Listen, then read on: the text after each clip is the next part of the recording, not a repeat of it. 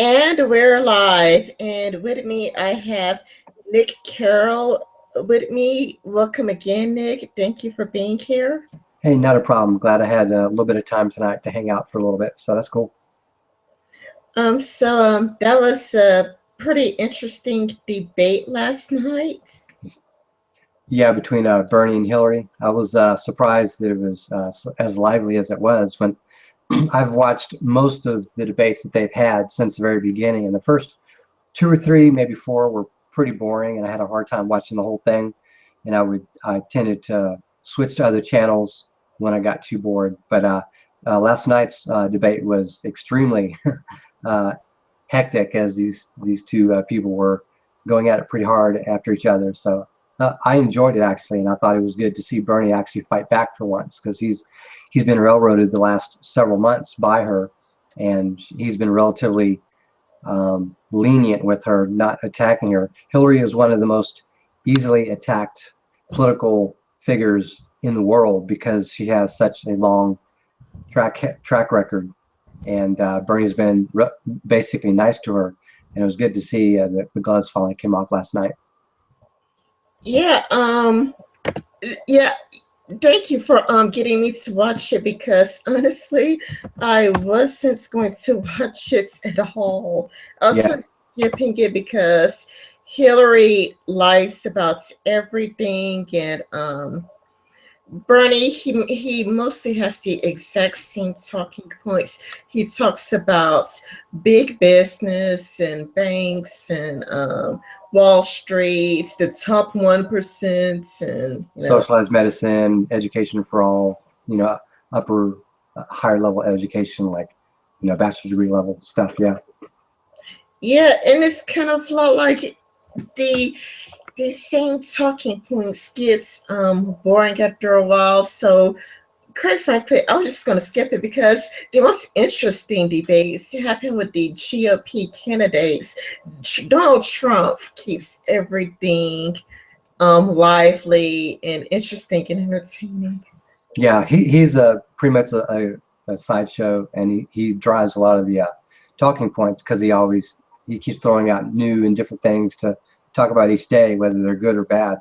And but with Bernie and Hillary has spent all of her time essentially trying to emulate, Bernie. The way all these primaries work before a nomination is picked is if you're on the left, you tend to dive further to the left. If you're on the right, you tend to dive further towards the right. And then what you end up, whoever wins, then they try to, the Republican and Democrat candidate, they try to move towards the middle, towards the general public, for that election. So, that's kind of how that goes. And so, yeah, like you, I was not going to watch it last night, and I thought it was really boring, having seen most, if not all, the previous ones. And I think the only Democrat debate that I never watched hardly any of was that very first one. I like flipped to it and then went to something else. It was like really late, or it was on the weekend or something. So, but yeah, it was pretty good to see it last night, and I was glad that I watched it too. I was watching a town hall with, I think they had it with Kasich last night, and then they did another town hall with Ted Cruz on MSNBC. They did two in a row, Kasich and then the Cruz. So I was just watching the Cruz one, and when it was done, I was like, well, what's on? Well, there's that Democratic debate. So I switched to that, and I wasn't really disappointed. And like for the first hour, maybe even hour and a half, I don't think there was a single commercial, or if there was, I completely ignored it. So Yeah, to me, what I liked most about the Democratic debates is like the moderators Hillary, um, keeping on Hillary Clinton to try to get her to answer the questions because Hillary, she did a lot of dodging. She was so like, I don't want to show my transcripts, I don't. And she got a lot of boos. Like for those of you who didn't watch, Hillary Clinton received a whole lot of massive boos, and people were kind of like, Hillary said, I would show my transcripts as soon as everybody else shows the transcripts because the Republicans didn't do it. She sounds kind of like a child. Like they didn't do it, so why should I? yeah, Which is a very childish answer. You would expect this from a third grader. You wouldn't expect this from an elderly lady. She is too childish. And the moderator sort of said to her, we're not, the Democrats, the voters, your Democratic voters want to see these transcripts. Yeah. These are Democrats. Yeah. Republicans. These people vote Democrats. Yeah. They are interested in seeing your transcripts. Yeah. So, you know, whatever the Republicans do, you know, whatever. Yeah, the thing with her, she's always like, well, you need to release your income tax return, but that's not, you know, that was a deflection and everyone knew it. And the thing is, the income tax returns, that's not really that important. You know, let's be honest, the income tax returns as well as the transcripts in and of themselves they're not required, they're not mandatory, but they're a way for the public to gauge whether or not someone is being honest or not. Is Hillary Clinton being paid off by Wall Street to essentially, you know, kowtow to them? And you know, that kind of stuff matters, and it depends on what happens with these private speeches, which are obviously going to be recorded. You know, and this is obviously a very pro Bernie crowd. And I remember there was once where I think Bernie just said her name, like literally just said Hillary Clinton, and they started booing her. Like I don't even remember, it was maybe somewhere in the middle, but it was like he just invoked her name, and that was enough to send boos against her. So, and if you think about it, if I remember correctly, I think this was in New York, somewhere in New York State.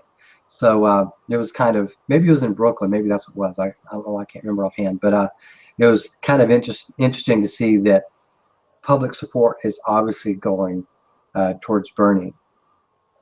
Yeah, because a few times, not just once, but I think it was like 3 or 4, maybe 5 times, you could hear the crowd going, Bernie, Bernie, Bernie, Bernie.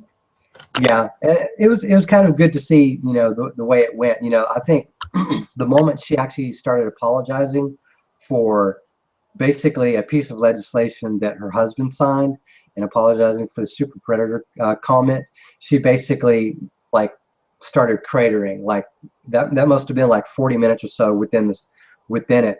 But she mentioned that, yeah, I'm sorry about the outcome. And that's one thing you don't do in politics unless there's something you actually did wrong that you specifically are responsible for. You don't apologize. For her to essentially apologize for the unintended consequences of legislation that Bill Clinton, her husband, signed. You know, she wasn't a senator at the time. She was just the first lady. She had literally nothing to apologize for. And in my opinion, I don't think Bill Clinton had anything to apologize for. There was a lot of crime going on, and the super predator comment was not racially coded language. It's obvious there are criminal kingpins. There are people that are in charge.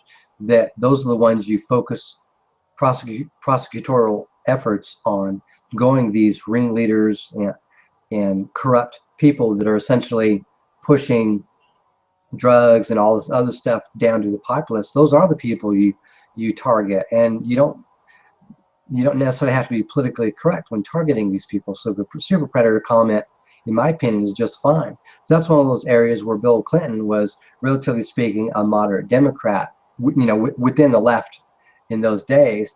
But now the left is so far to the left, so far more gone in that direction, that Bill Clinton is essentially almost a conservative to these people, and a pro-crime bill like that is seen as like a bad thing. So even though its intent is to save a lot of lives that would otherwise be harmed by all these extra criminals on the street. So, you know, it is what it is. But the moment she apologized for that, things started to go downhill for her, in my opinion. And I don't think she was able to pick things back up from that point. I do think that there was like a moment in the debate where Hillary Clinton did throw Bill Clinton under the bus, though. Yeah, that was, at least in my opinion, that was it when she was apologizing. There may have been another time that I can't think of, but in my opinion, when she apologized for the unintended consequences of that 1994 bill that Bill Clinton signed, I think that was definitely throwing him under the bus. And you know, he was a successful Democratic president. He didn't accomplish everything that he wanted to, but compared to someone like a Jimmy Carter, you know, what he did, he, you know, completed 8 years and had a legacy that Jimmy Carter never had, for example. And he was the first Democrat since Jimmy Carter to be elected, because it's Carter, Reagan again, Bush Senior, then Bill Clinton for 8 years. So I mean, relatively speaking, in the last 20 plus years, at least up to Obama, he was the most successful Democrat president since the I would say the 60s, maybe since JFK. Now that I think about it. And throwing him under the bus, I think, was a bad idea. I'm a conservative. I'm fairly libertarian, and I was never a fan of Bill Clinton, especially for his womanizing and all that kind of stuff. But it is what it is. But relatively speaking, compared to Obama, he's not nearly as pro-socialism, super left wing. And so I don't know. I have a hard time going at him, like the left is right now. So. Yeah, I was turned off by Hillary Clinton throwing Bill Clinton under the bus. Yeah, because throughout the debates, it seems like Hillary Clinton blames everybody but herself for things. She always wants to point the finger at everybody else, kind of like with the transcript earlier, where she kept pointing to Republicans. Like the Republicans didn't do it, but the Republicans didn't do it. It's childishly to everything but herself. And I would like her more if there was more ownership, more of her taking responsibility. The issue with Hillary Clinton is she doesn't have any sort of honorable principles that she's running from. If you just Google Hillary Clinton lies, or if you go to YouTube and type Hillary Clinton lies, you'll see hours and hours of video of her essentially lying, arguing one position, and then at another location, another time, arguing completely the opposite. And then she'll say something else at another point in time, and you'll go back and see the way she tells a story about that is completely wrong. So she is essentially a disciple of Saul Alinsky and his whole idea of how you essentially rise up against an establishment or against a government, and you use all these sort of uncouth tactics to sort of, win or make headway against your opponent, like lying, cheating, stealing, various odds and ends, demonizing your opponent, personally attacking them, holding others to their principles, and then you not being bound to them, redefining terms, all this kind of stuff. And so Hillary Clinton grew up. She had a 92-page, 96-page thesis, a master's thesis that she wrote about Saul Alinsky and rules for radicals and all that stuff. And her and Bill Clinton, kind of came for that mold. She came from Chicago. Obama also came from Chicago, and they've had this history of essentially being Alinsky disciples. So when the problem is those kind of tactics are not as effective in an internet age when information is so readily available. So you have massive amounts of bloggers and just civilians on the internet. They can Google, well, here's Hillary Clinton's position in 92 on this. Here's Hillary Clinton's position in 2000 on this. Here's what she said in 1996 about this issue. Here's how she changed this principle from here to there. And more than any other political candidate out there, she has so many skeletons in her closet, and it's so easy to go after her. And so that's why, for me on the right, looking at Bernie essentially just letting her slide, letting her essentially impugn him and attack him as being a sexist and all this kind of stuff, attacking his integrity and other areas when he's done nothing, and then he responds to her, and then she plays the victim as if he's now attacking her, but she started all this stuff. It's literally her that starts this stuff, but then she comes back and then does, as you said, blames it on him or says, well, he started it and all this kind of stuff, but she lies. Yeah, she's very childish for an adult. I mean, for somebody her age, she's incredibly childish. And I've said the same thing about Donald Trump. Both Hillary Clinton and Donald Trump are very childish for their age. They make the exact same excuses, and they do some of the same tactics that children would do. And I find Hillary Clinton to be very Machiavellian, But the thing is, I read The Prince by Niccolo Machiavelli. Yeah.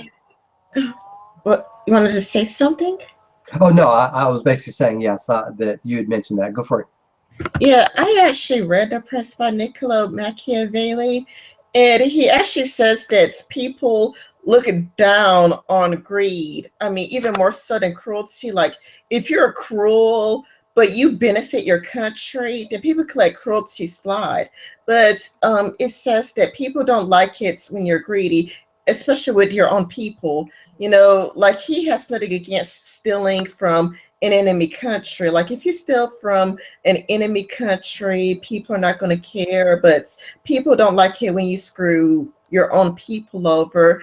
And he also mentions somewhere in the book that people don't like fickle people. They don't like people who are indecisive, flip flopping on issues. So it's kind of a lot like it's like she took up the deceptive parts of being from the prince, but it's like she didn't read all the warnings he gave. Like the warnings, like people don't like this, people don't like that, people don't like that. So avoid being greedy, avoid flip flopping because people don't like that. And she made all the errors that he talks about. Yeah. Yeah, I had now many years ago, like 20 plus years ago, whenever I was in college, I was actually going to read The Prince by Machiavelli, and I'd actually picked up the book and I started reading the first page. I was like, oh, I just can't do this because I have a little bit of a ADD type thing. I don't technically have ADD, but I have a relatively low patience. It's hard for me to dig into stuff that for me is not very readable. So for me, at least, I didn't find it that readable, so I couldn't finish reading it. But from what I recall, it's about, it's sort of like looking into, you know, how do I explain this? Like it's a relatively liberal mindset from back in those days. Like back in those days, princes were very authoritarian, and this is sort of like a book built on how not to be so authoritarian and gain support, and so it sort of looks into the bad things that someone like a prince would do. Now, I don't know if that's true, but that's what I'm recalling from many years ago in college. So correct me if I'm wrong. I found the press to be very interesting. It was like an action book, really. It's like an action book. It's just filled with so much violence and deception. It's like I have never seen a work on modern day television that is equally as good as The Prince by Niccolo Machiavelli. Like I've seen TV from the 1930s all the way up to the present, and I've never ever seen anything quite as exciting by The Prince by Niccolo Machiavelli. It's like it's filled with violence, deception, kind of a lot like having a shifty character be your right hand man, kill off the dissenters, and then when people have a problem with it, to be like, oh, I'm not associated with him. He did that all on his own, and I really didn't know about it. And to just kill the guy that's your right hand man just so people would like you. It was just that book is really something else. Now, I could probably watch it as a movie. I'm Googling real quick to see if there's actually a movie version of it. I see what looks like a Machiavelli's The Prince 2010, a 30-minute short action thing. Maybe that's built on that. Maybe I'll check that out. But for me, I used to read a lot of books in college and actually before that, but I'd sort of reached the age when the age of the internet was sort of coming up. I found it harder to read a lot of these kind of books, but that looks like that might be something to watch, at least as a movie. Yeah, but the thing is, movies change from the book. It's kind of like if you've seen the movie, The Phantom of the Opera, it comes nowhere near close to Uh, the book, The Phantom of the Opera. They are totally. It's like the movie, The Phantom of the Opera, may as well just have a different name. That's how different it is. It's just better off having a different name. And it yeah, totally misrepresents the book. yeah, like based off of whatever, but yeah, a completely different name, so you don't get sucked into that. Yeah, so yeah, as far as the debate was last night, I thought it was pretty well done. It was good to see them actually going at it, and it was there was a lot of back and forth. It was not just Bernie going after Hillary or vice versa. It was basically them, getting out their strollers and their canes and throwing them at each other. So it was kind of fun to watch that.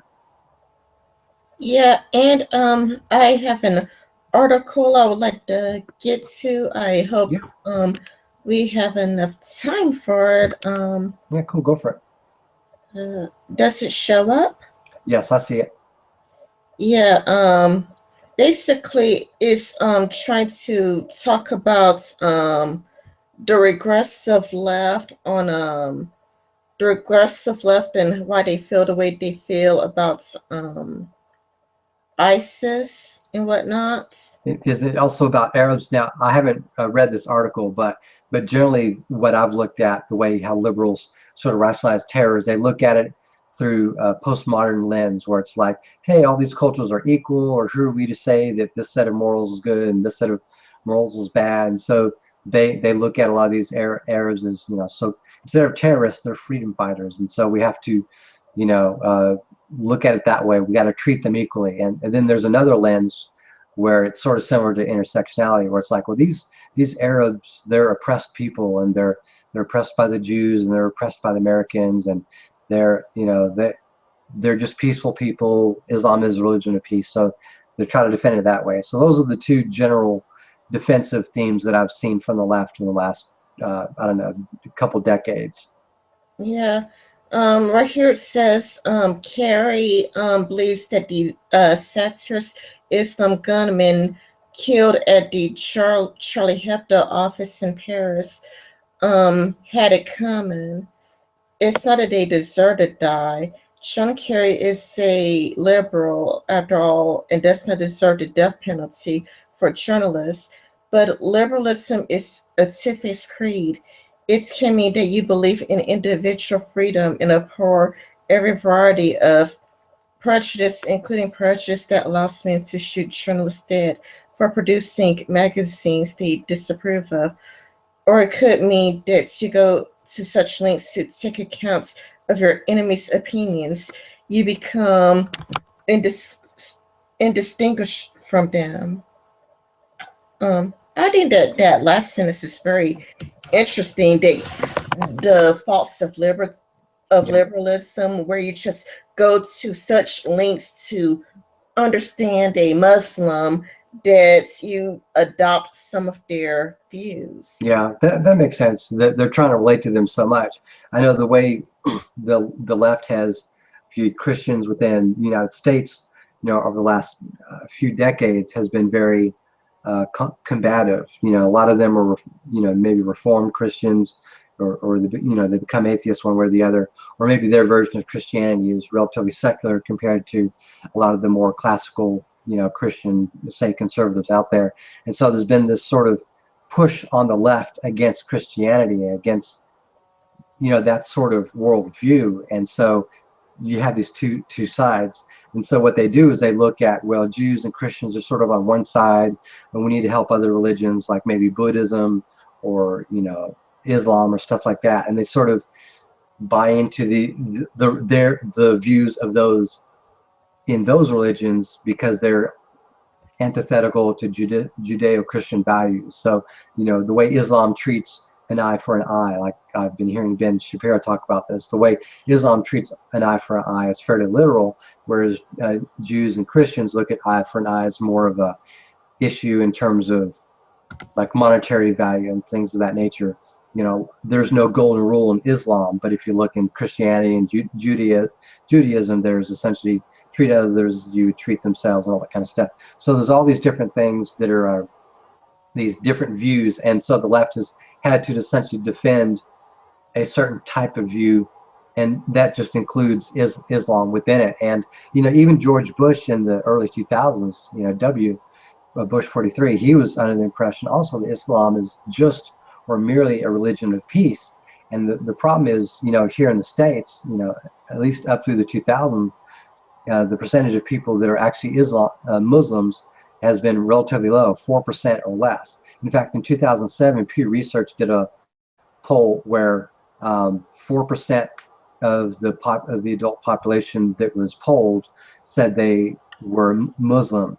And then at that same poll, it was like 76 or 78% of the people polled identify themselves as Christian or Catholic, all within that sort of sphere. and the rest were sort of Jews and atheists and things like that, or atheists and Jews and other things.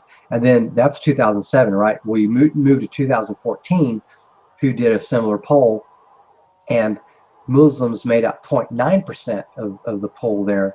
So that's a doubling of the percentage of Muslim immigrants and people that identified it as being Islamic.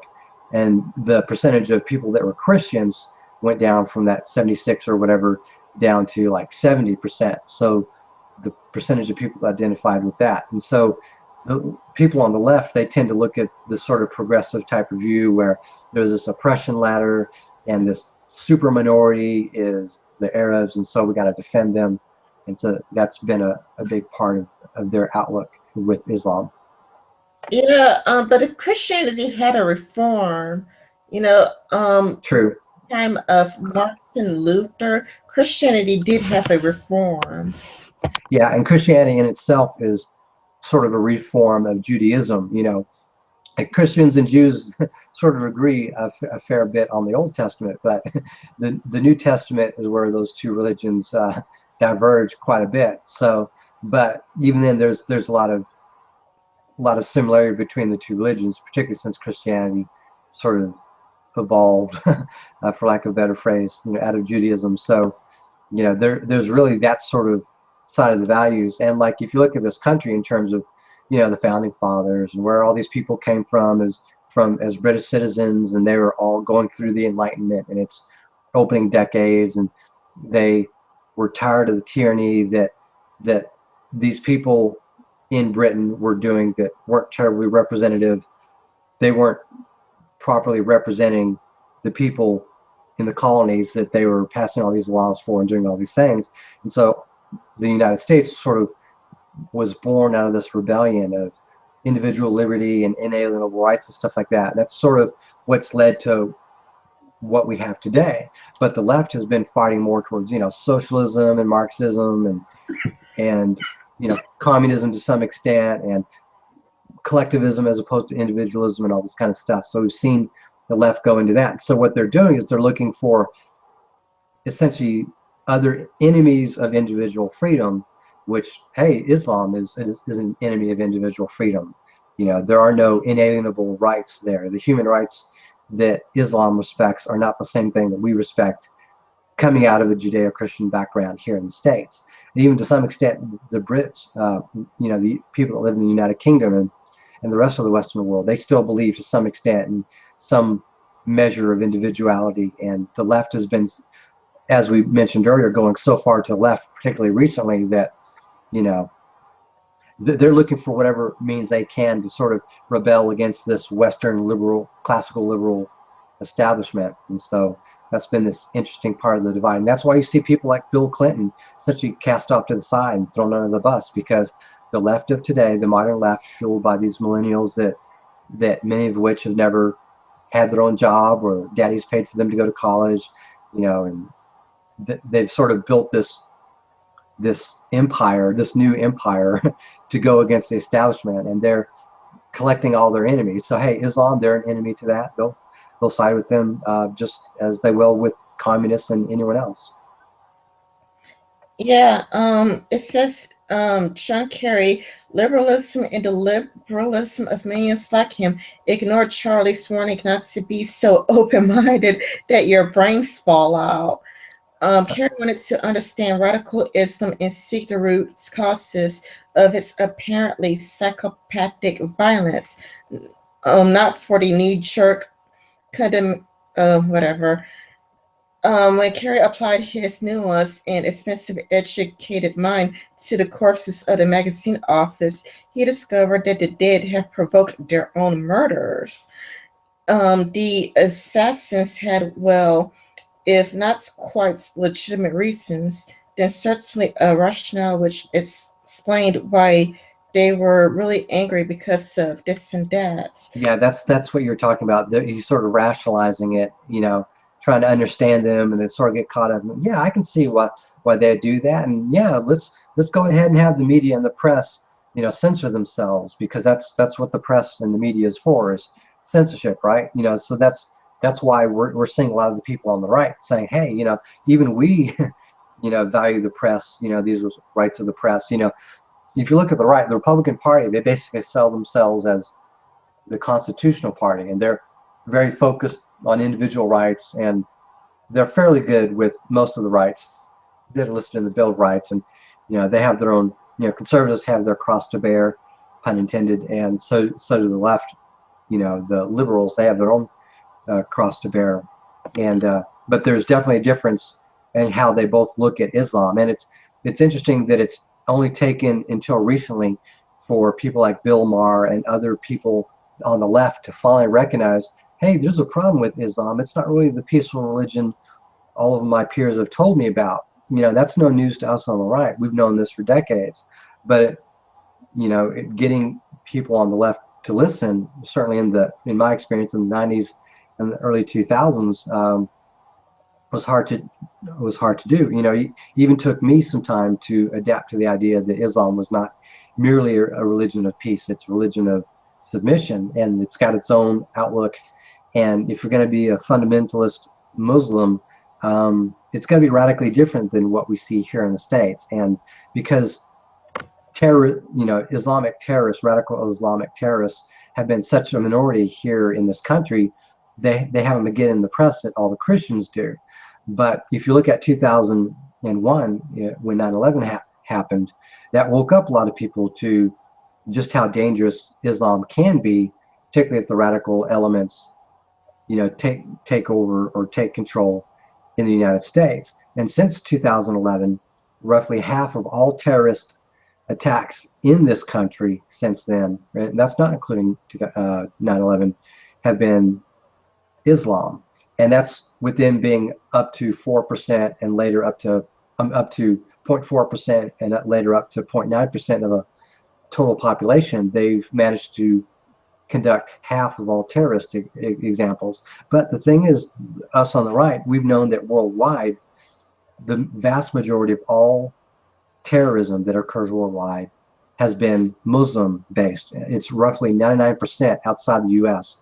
All terrorism is Islamic. And getting the left to finally recognize that this is a problem, and if you let a really high percentage of these people into the United States, particularly when some people in ISIS have stated openly that they want to infiltrate and invade the United States to conduct terrorist attacks against us, that's a big issue. So as you're pointing out here in this article, liberals have had sort of a skewed outlook as to what Islam is, and they've been very defensive of it because of that outlook. Yeah, the article says they were looking for trouble, so they shouldn't be founded. Yeah, here it goes. They went looking for trouble, and we shouldn't be shocked that they found it. And then I'm gonna skip a bit because it's kind of boring up here. And then it says a Jewish woman in the crowd near the crime scene told them the situation is going back to the days of the 1930s in Europe. Jews are the target now. Wilcox should not let the suggestion that Jews were innocent victims go unchallenged. Many critics of Israel's policy would suggest that Palestinians suffer hugely at Jewish hands, he said, interrupting her. If you were a Jew, it was Israel's fault that you were murdered, and possibly your fault too for not trying to pass as a Gentile or avoiding synagogues and Jewish shops and restaurants were challenging and Jewish shops and restaurants or not changing your name or ditching your kippah. And to me, it does emphasize what links people would go through to come to the defense of Muslims. Yeah, and I'm glad that there's been a lot of liberals that have really struck on this issue that are actually now recognizing that there is a problem with Islam, particularly with a more radical element that's coming to the States. It's sad that it took an event like 9/11 to wake people up to that, but it's good to see a lot of people on the left saying, hey, look, I know that we're trying to keep up, trying to defend the downtrodden, trying to defend the oppressed. These are some there's some really bad values within Islam that are antithetical to our Western liberal beliefs, you know. And I personally believe that Western classical liberalism is the pinnacle of human society's, how to explain this, cultural like evolution. And like me personally, I look at socialism and communism, you know, these sort of collective isms. You know, there's actually a form of communism called Islamo-communism, and you know, and then there's Islamism, where individual rights are not respected. And I look at us regressing, and that's why you see people like Sargon of Akkad and others complaining about these collective mindsets, essentially strangling individual liberties. You know, it used to be like, I'm in my mid 40s, and I used to debate for about 10 years online, back when the internet first started, till about the mid 2000s. And so I've debated hundreds or thousands of people online over the course of a decade. I've racked up probably 50,000 posts chatting with people. You know, I'm not like a professional expert. I never got paid to debate or anything like that. Although I have watched a few professional debates, you know, et cetera, et cetera. But the liberals that I grew up with, they still believed in individual liberty. And sure, they were into like high taxation. They were into some socialism, like socialized medicine, retirement, healthcare, you know, education, some things like that. But they weren't like full communists. And a lot of the Democrats that I knew, that were older, you know, they were like my parents, or of the age of my parents, you know, they were still against communism and against those kind of things.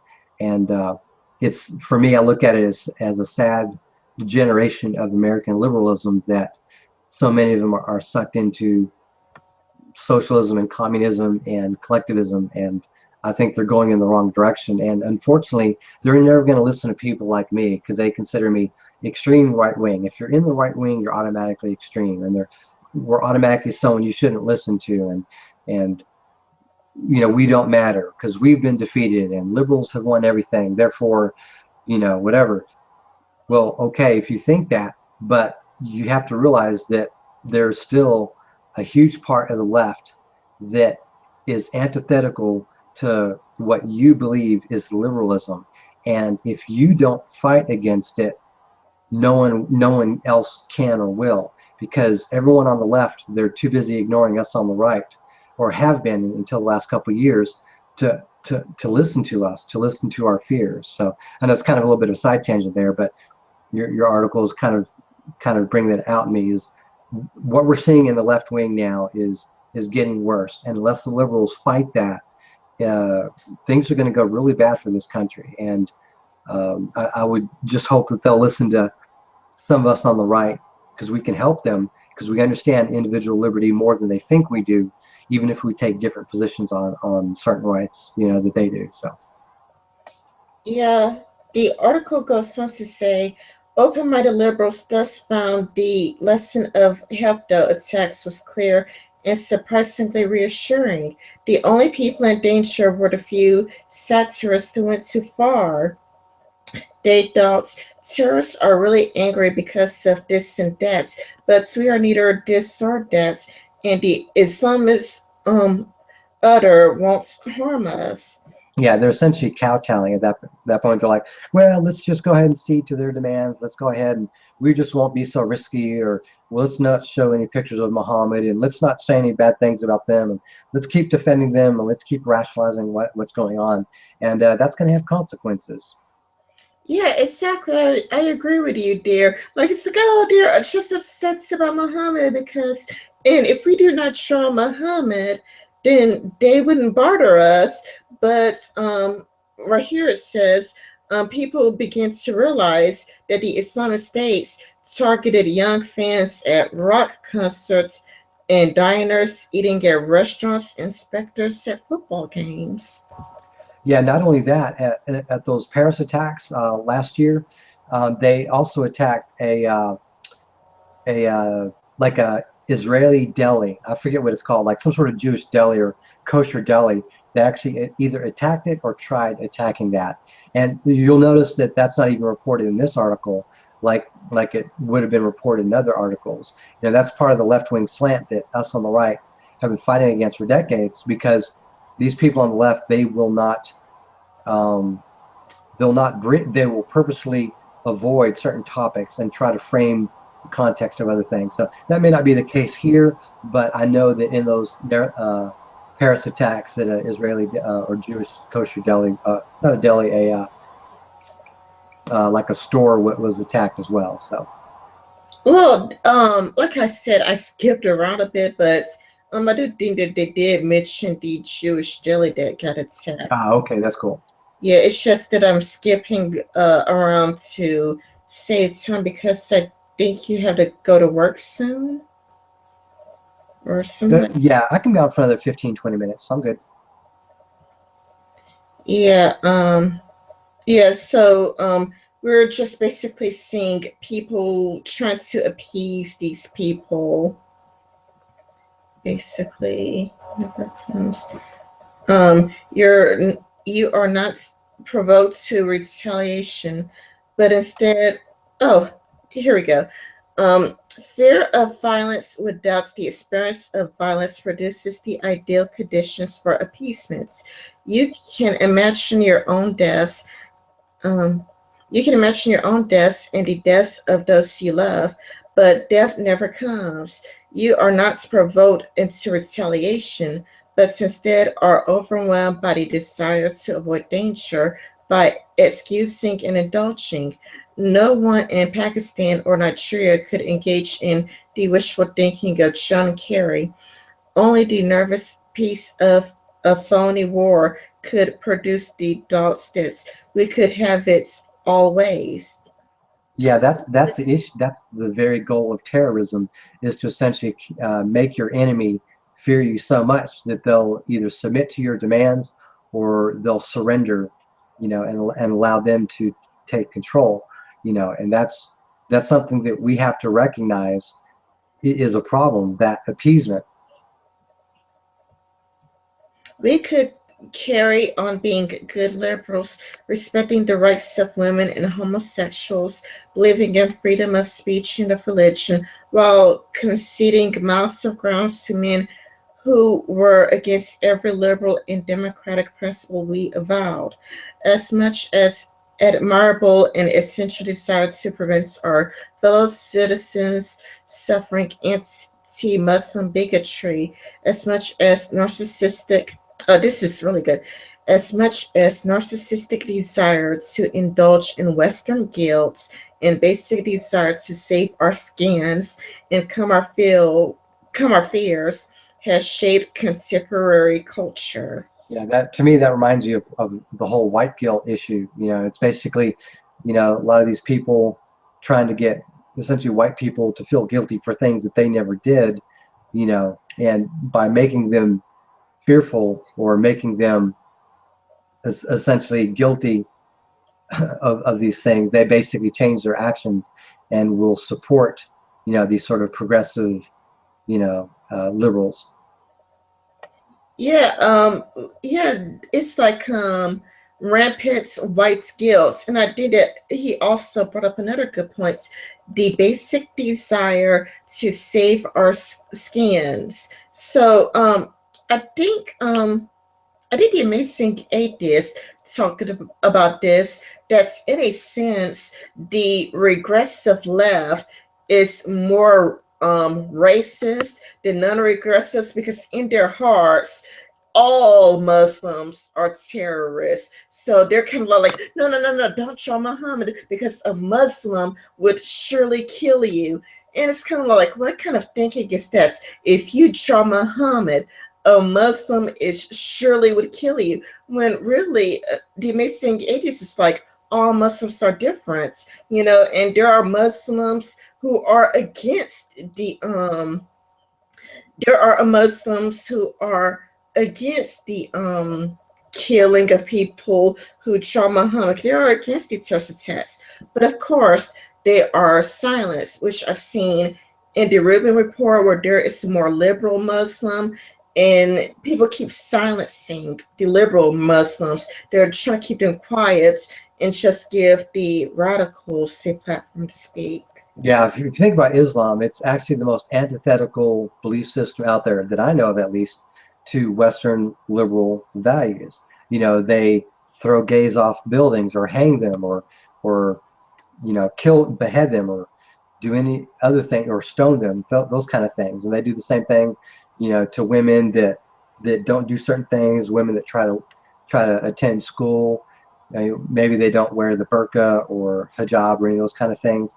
They segregate men and women. They do all these sort of things that we look at as being culturally crazy, but we can't understand those things. There's no real sense of individual liberty. There's this liberty that you have through Islam, but if you're not Islamic, you do not get those liberties. You're not considered innocent. You're an infidel. You're a kafir. You have to be either converted or killed. Or if you're not converted or killed, you are also segregated and you don't get certain privileges and you have to pay higher taxes and all sorts of things like that. And if you look at these Muslim countries, there's something like 50 Muslim countries worldwide, most of them in the Middle East and North Africa.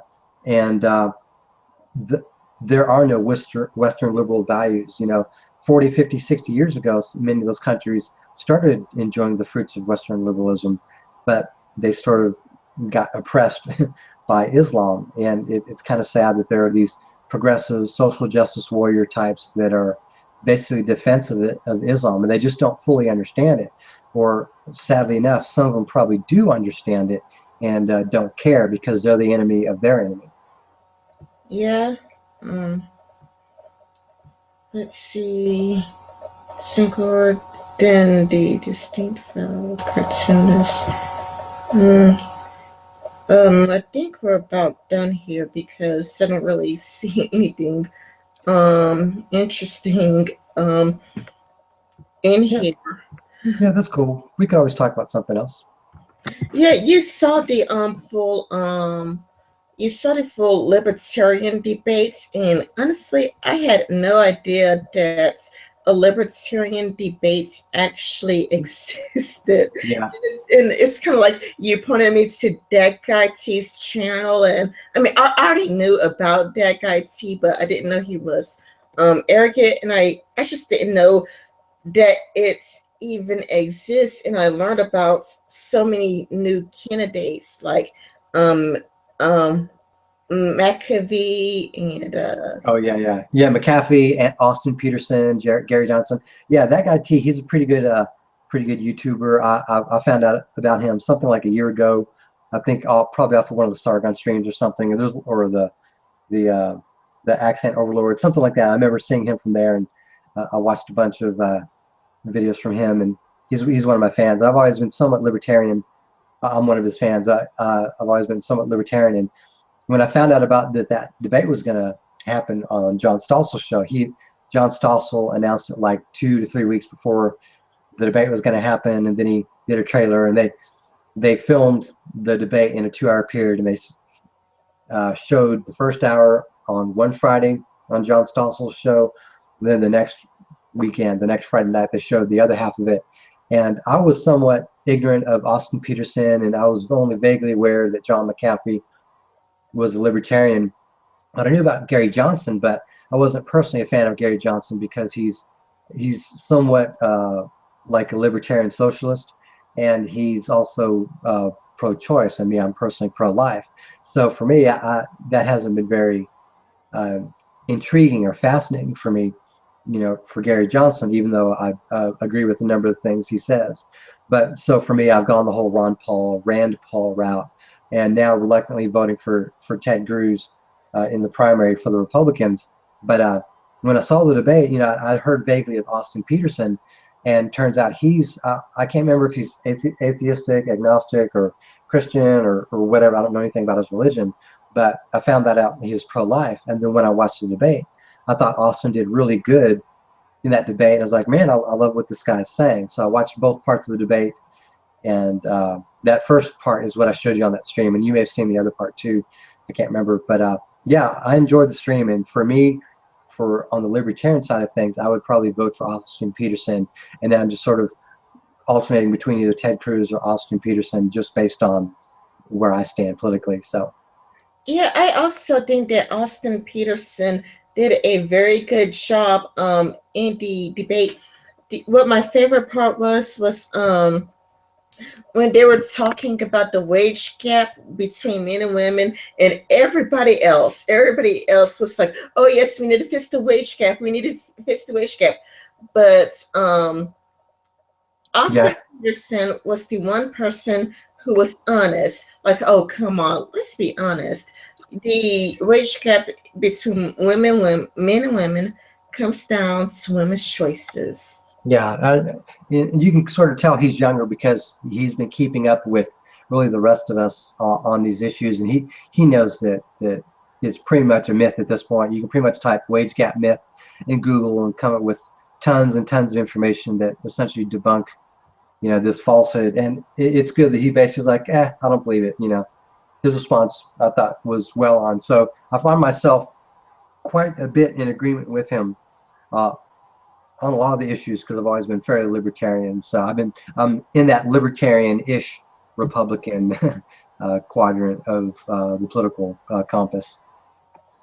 Yeah, it's I think this goes back to like when you hear about the wage gap and the Democratic debates and Hillary and Bernie like, yeah, we're going to fix the wage gap, and how many of the libertarian debate how that's what they're going to fix the wage gap, except Austin Peterson. I think it's pandering to women. That's what I think it is. I think it's like, well, we want to tell you what you want to hear. Like they want to tell the audience what they think the audience wants to hear. It's kind of like, well, let's get the women voters. So yes, we need to fix the wage Yeah, gap. and And that's you know yeah, lie. You know it's a lie. You don't yeah. And I believe. think more and more women are discovering that this is a lie, or they're realizing, this doesn't match up with their reality because most women are in these other fields that are less money earning per se. There are more and more of these women, and it's not that men are keeping them out. It's women do have these choices that they can make, and there's all these different reasons why they'll make these choices. And, it is what it is, and it's good to see that more politicians essentially refuting the wage gap myth. And I wish more would, yeah, at least on the right, the Republican side, they sort of like give non-answers, or that question is very rarely asked of them. So I wish we would ask more on the right, because at least there's a greater chance that the people on the right would actually know or understand that it's a myth.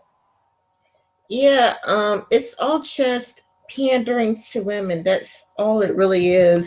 Because we know already. It's like we already know about. It comes down to women's choices, and I think that it's why people are more dissatisfied with the government now more than ever, because they're basically paying lip service, kind of like being a Christian. Like, oh yes, I believe in God. Yes, I believe in Jesus.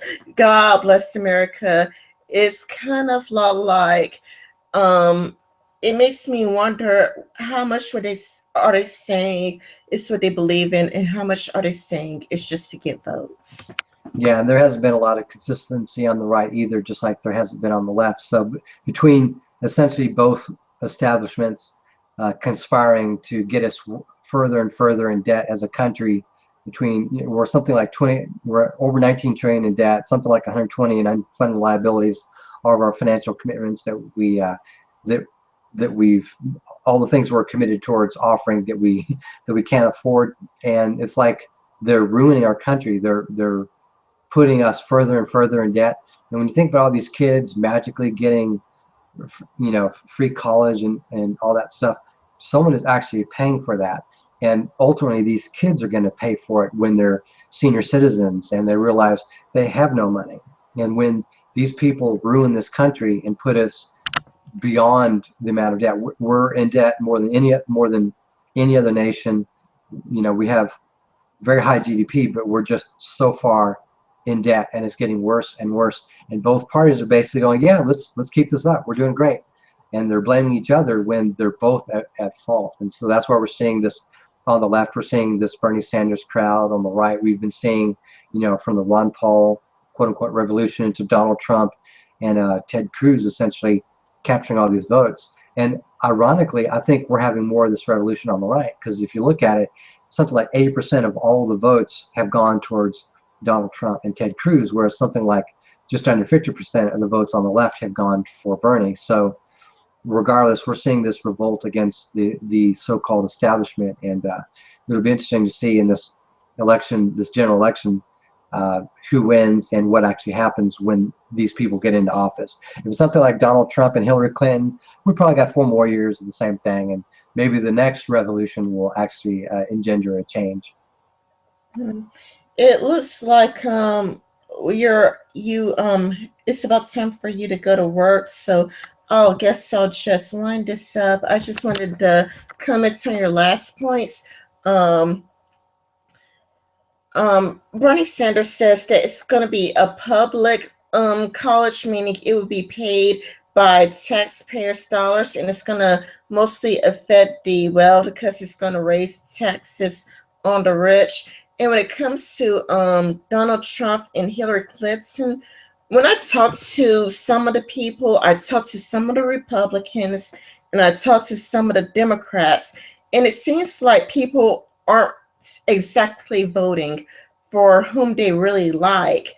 Um, People who are voting for Donald Trump are saying, well, I don't really like Donald Trump, but we need to keep Hillary Clinton and Bernie Sanders out of office. So it's like anything but Hillary and anything but Bernie. And it's kind of like Trump is so ahead of the polls, so Ted Cruz and Rubio and whatever, that would just be drunk my vote away. So I'm going to vote for Trump, even though I don't really like him, but I just really want to keep Hillary out of the White House. And that's the same thing I got from Hillary supporters. They don't like Hillary. They think she's toxic. They think she's horrible. They really don't want her, but they're like, oh, I need to keep Trump out of the White House. I think Trump is toxic baggage, and I really don't like him.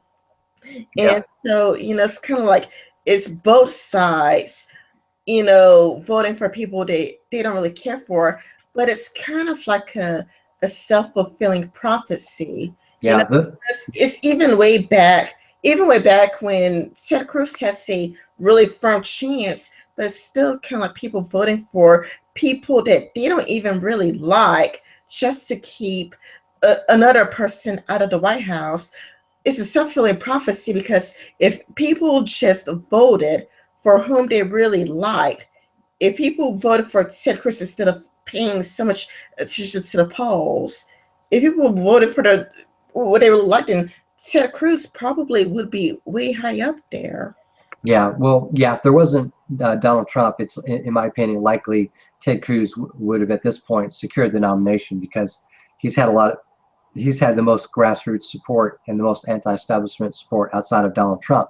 And I think, now that I've had time to think of it, I think the real reason why there's more anti-establishment anger on the right as opposed to the left is, as a nation, in terms of our laws and the way, this country has essentially grown, we've essentially become more left-wing, and so the left has gotten essentially more of what they want than the right has gotten what they want. And then when it comes down to, like, essentially the people on the right that are the neocons, and they're the establishment, and they're essentially not fighting the left as hard as they say they will. They get all these majorities. They get like 30 governors. They get like the majority of the House and Senate, and they don't block Obamacare. They don't do all the things that they said they're going to do. And when people like Ted Cruz essentially try to fight them on that, they essentially make them persona non grata within their own party.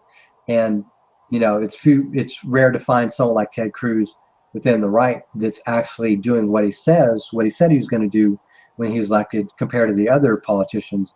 And so that's why Ted Cruz has been able to amass support even with Trump. But when you have 80% of the right essentially voting for Trump and Cruz, and roughly half the left voting for Bernie, I think a big part of that is because the country has essentially been moving more left in terms of legislation, judicial,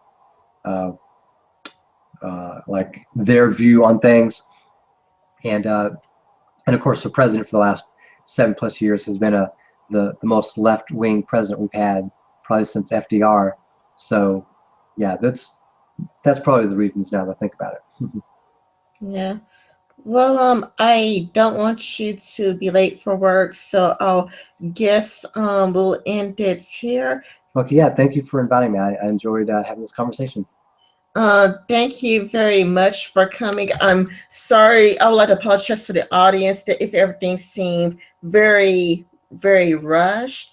But the reason why I was kind of rushing was because you have to go to work, and so I was just trying to cover Yeah, as that's cool. possible within an hour. Yeah, that's But cool. still, I am so glad you came, Nick, and I hope that you would be willing to come be a guest sometime again. Yeah, not a problem.